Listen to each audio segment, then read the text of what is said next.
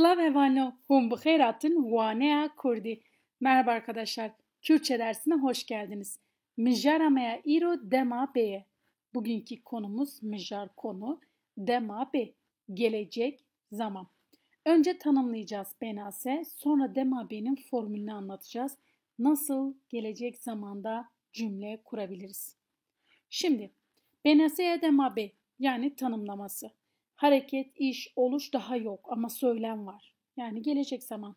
Kartafa dema be, b'ye kullanacağımız ek b'dır ve daha da önemlisi özneden sonra gelecek ek. Yani d ya da v. D, v. En genel kullanımı e'dir. Şimdiki zaman videosunu çok iyi anlamışsak gelecek zaman bizim için çok daha rahat.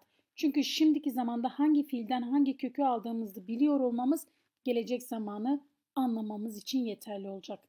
Tekrar şimdiki zamanı videosuna dönüp hangi fiilden hangi kökü aldığımıza bakabiliriz. Tablomuz burada. Cinaklar. Ne dedik? Özneden sonra D, V en genel kullanımı E'dir. Kartefa dema B. Kartefa dema B, B'dır. Şimdiki zamanda D'ydı. Olumsuzu N'dir. Şimdiki zamanda Na'ydı. Rayaka demanha huyni. Rayaka demanha nedir? Hangi fiilden ne kök alacağız? Ve sonra da zaten zamire bağlı olan ek gelecek. Kırınla başlayalım. Yani bir örnek verelim. Kırın, şimdiki zamanda ne alıyorduk kırından? Fiilden hangi kökü alıyorduk? K'yi. Ezi, b, bakın ihtiyacımız olan b alacağımız kök ve cinavka gelen, özneye gelen ek, şahs ek. Eze bıkım, ben yapacağım. Duye biki, bu sesiyle bittiği için yanına ye alıyor. Tu biki değil, tu biki. Sen yapacaksın, cak. Ecek, acak ekini veriyor. Eve bike, o yapacak. Böyle. Tabi olumsuzda ezenekim, tu yeneki, eveneke. Bu bizim koca tablomuz. Daha önce de verdiğimiz fiiller, şimdiki zamanda verdiğimiz fiillerin tablosu. Nedir? Hangi fiilden hangi kökü alacağız? Bunu önceki videoda da söyledim. Birin be, bun be, çunçe, gotun beş, ketin kev, huarın he ve ve, huandın huin bu şekilde. Ne dedik? İhtiyacımız neye var? E'ye ve b'ya. B fiilden hangi kök alacağımız? Ezebibim, du bibi. Buraya ye geliyor. Eve biçe, eme bidin, hune bibinin, eve bifroşun, eze bigrim. Olumsuzu, eze negrim, duye neveji, eve neguherine, eme nekevin, hune nehun bu şekilde. Şimdi ikinci kullanımı gelmiş D. Yani dediğim gibi en genel kullanımdır. D'yi de kullanabiliriz daha rahat olsun diye. Bakın garin kar. Fiilden hangi kökü aldığımızı bilmemiz en önemlisi.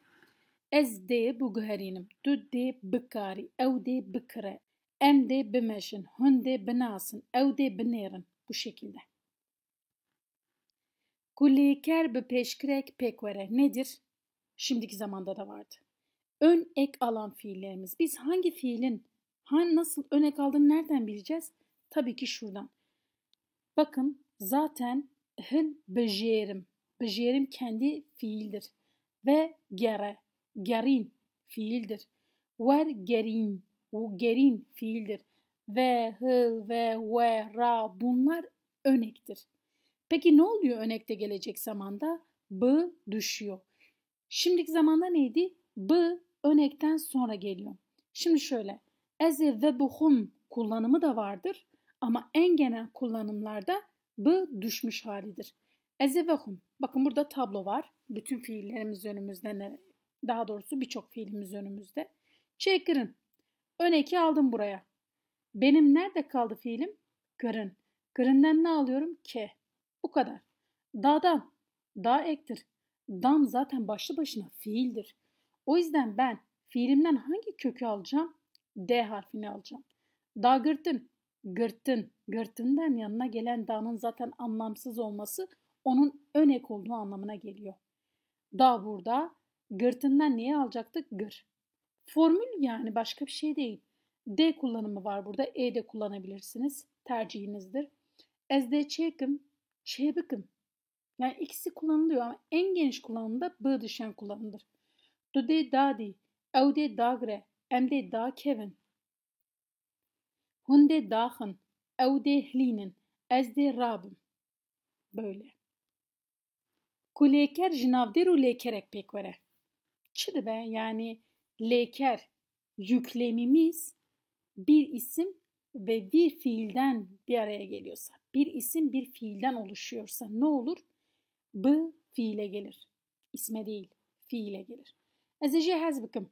Onu seveceğim. Peki nasıl seveceğim? Bikim. B, gırının yanına geliyor. Ne dedik? Fiilin yanına. Duyemezim bibi. Yüklemimiz mezun bibi. Yüklemimizde ne var? Bir isim, bir de fiil var. Fiilin yanına geliyor bu. Evehim bibin. Burada daha geniş fiiller var. Tek tek böyle.